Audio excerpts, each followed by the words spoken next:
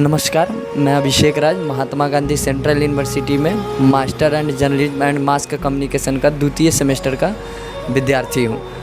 मेरा सब्जेक्ट है reporting and editing और मैं इस असाइनमेंट पे आया हूँ शांति निकेतन सेकेंडरी स्कूल में और हमारे साथ है चेयरमैन सर, उनसे हम बात करेंगे। कोरोना के कारण जो लॉकडाउन हुआ सर, उससे पहले जो स्थिति थी वो काफ़ी अच्छी थी। जब कोरोना आया तो लॉकडाउन लगा, उसके वजह से स्कूल भी बंद हुए और बहुत सारा कठिनाइयों का सामना करना पड़ा। आपको इस दौरान किन किन कठिनाइयों का सामना करना पड़ा, क्या क्या समस्याएं विद्यालय के लिए, थोड़ा बताइए सर। सबसे पहले तो मैं अभिषेक जी आपको बहुत आशीर्वाद दूंगा, धन्यवाद दूंगा, आपको शुभकामनाएं दूंगा कि आप बहुत बेहतर काम कर रहे हैं। आपकी सोच के लिए सबसे पहले बधाई हो आपको। बउआ, सबसे पहले मैं कहना चाहूँगा कि कोरोना काल में विद्यालय की स्थिति बहुत दयनीय हो गई। छात्र छात्राओं का आना बंद हो गया, साधन जो थी, व्यवस्था जो थी वो चरमराने लगी और अस्त व्यस्त व्यवस्था हो गई। शिक्षक शिक्षिकाएं और अन्य कर्मचारियों की ज़िंदगी बिल्कुल बद से बदतर हो गया और भयावह भी स्थिति थी पूरे देश के लिए, नहीं पूरी दुनिया के लिए।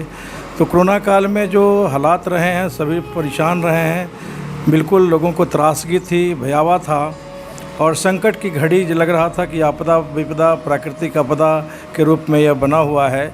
इसे निपटा पाने के लिए बड़ा लोगों को कष्ट झेलना पड़ा और विद्यालय के लिए खास करके एक बहुत परेशानी का सबब बना रहा। अन्य जगहों पर तो कुछ लोगों की रोजी रोटी चल पा रही थी, लेकिन जो शिक्षक के हमारे जुड़े हुए थे, जो अन्य कर्मचारी थे, उन लोगों के सामने बहुत बड़ी समस्या हुई, क्योंकि हम लोग जो विद्यालय से पैसे आते हैं उन्हीं के सोर्स से, उन्हीं के पैसे आने से उनका भी भुगतान हम लोग करते रहे हैं। तो 50% बच्चों के द्वारा भी पैसा तो एक बच्चों से हम लोगों ने लिया नहीं, 50% टीचर्स का, नॉन टीचिंग स्टाफ का पेमेंट हम लोगों ने किया जिससे वो जीवंत रह सकें। लेकिन खास करके विद्यालय चलाने वाले संचालकों के सामने विकट समस्या रही, क्योंकि कोई साधन व्यवस्था कहीं से अन्यत्र बन नहीं पा रही थी और उनकी स्थिति जर्जर होती गई। और घड़ी कोरोना काल माना जाएगा, ये आपदा की घड़ी माना जाएगा और ख़ास करके विद्यार्थियों के लिए, बच्चों के लिए और विद्यालय से जुड़े तमाम लोगों के लिए यह बहुत घातक बना रहा।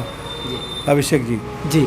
और यहाँ पे जैसे आपने बताया कि ऑनलाइन कक्षा की व्यवस्था की गई थी, बच्चे ऑनलाइन क्लास से, कुछ बच्चे जुड़ रहे थे, कुछ नहीं जुड़ रहे थे, तो क्या ऑनलाइन जिस टाइम क्लास चल रहा था उस टाइम बच्चे से फ़ी लिए जाते थे या ऐसे ही उनको पढ़ाया जाता था? नहीं, उनसे फ़ी लेने की कोई बात नहीं थी। हम लोगों ने फ्री में पढ़ाया, क्योंकि 100% बच्चों की उपस्थिति तो हो नहीं पा रही थी और जो पढ़ भी पा रहे थे उनकी भी पढ़ाई अप टू डेट जो चाहिए सो नहीं हो पा रही थी। पैसा लेना वाजिब नहीं है, उन अभिभावकों को हम लोगों ने वंचित कर दिया, उनसे पैसा नहीं लिया जी। और जो जितने भी बच्चे जुड़े थे ऑनलाइन क्लास में, तो ऑनलाइन क्लास में क्या होता है, नेटवर्क इशू आते हैं, बहुत सारे प्रॉब्लम रहते हैं जिस वजह से कुछ उनको क्लियर नहीं हो पाता है। तो क्या अलग से कोई व्यवस्था की गई थी कि अगर बच्चों को कोई डाउट है, कोई समस्या आया है तो उसका निदान किया जाए? डाउट क्लासेज के लिए तो ऑनलाइन में हम लोगों ने कराया था, लेकिन बच्चे उसमें सम्मिलित नहीं हो पाते थे, क्योंकि खुल करके बच्चे बात भी नहीं कर पाते थे। छोटे बच्चे हैं और उनको बहुत सारी बातें समझ में नहीं आती थी। तो डाउट क्लासेज के लिए हम लोगों ने जब ऑफलाइन क्लासेज शुरू किया है, तो डाउट क्लास के लिए अलग से क्लासेज के बाद भी हम लोग पढ़ाने का काम शुरू किया है और उसको चिन्हित करवा करके बच्चों से क्वेश्चन आंसर या जो टॉपिक पर उनको समझ में बात नहीं आती है उसको समझाने का काम अलग से हम लोग कराने का काम शुरू किया है। संडे को भी उन बच्चों को बुलाते हैं और उनको पढ़ा करके अप टू डेट करवाते हैं। जी। और सर, मेरा एक और सवाल था, जब कोरोना था तो बच्चे नहीं आते, फीस भी आप नहीं लेते थे, फिर ये स्कूल में बिजली बिल ये सब तो रुकता नहीं होगा फिर भी, तो उस चीज़ को आप कैसे अपने हैंडल किया, कैसे उसको संभाला? समस्या तो बहुत गंभीर रही, लेकिन इसमें साधन तो चाहिए था ही और बिना साधन का कोई संभव तो है नहीं, कोई काम संभव नहीं है। और बिजली बिल है, गाड़ी का किस्त है या अन्य जो खर्चे हैं, जो नॉन टीचिंग स्टाफ हैं, गार्ड है, प्यून है और मेस के अंतर्गत काम करने वाली महिलाएं हैं, वो तो परमानेंट रहने वाले थे, तो उनका जब तक पेमेंट नहीं दिया जाएगा तो काम करेंगे नहीं।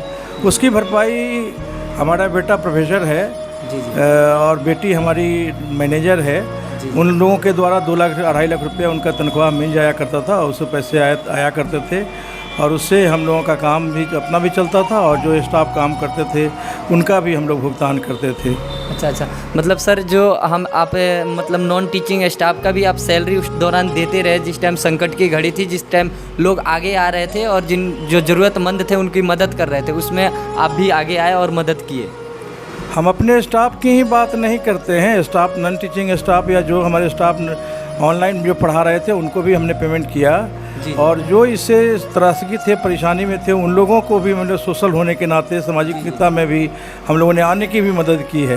जी। कई लोगों की मदद की है जहाँ पर भोजन की व्यवस्था देख रहे हैं कि परेशानी है तो कुछ मदद कर दीजिए, कुछ पैसे के माध्यम से हमने कर दिया, कुछ चावल दे करके किया, कुछ चिवड़ा मीठा बंटवा करके किया।